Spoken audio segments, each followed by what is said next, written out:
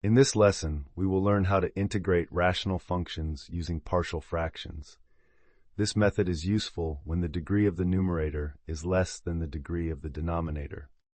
Let's consider the rational function 2x plus 3 over x squared minus x minus 6. Our goal is to integrate this function.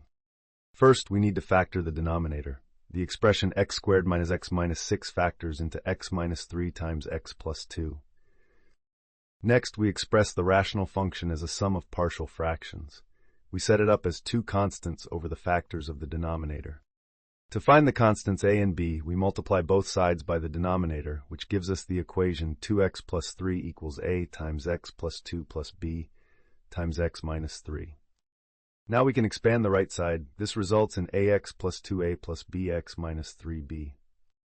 Next, we equate the coefficients from both sides. For the x terms, we have a plus b equals 2.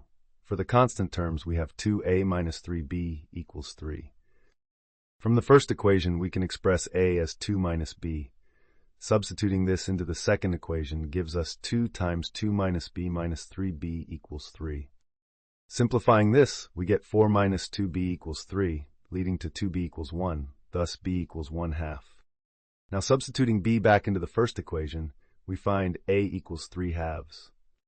With a and b determined, we can rewrite our partial fraction decomposition as 3/2 over minus 3 plus 1/2 over x plus 2. Now we can integrate each term separately. The integral of 3/2 over x minus 3 is 3/2 times the natural logarithm of the absolute value of x minus 3.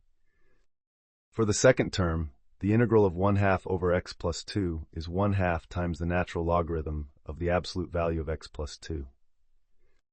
Combining these results, we find the integral of our original function is 3/2 times the natural logarithm of the absolute value of x minus 3 plus 1/2 times the natural logarithm of the absolute value of x plus 2 plus a constant.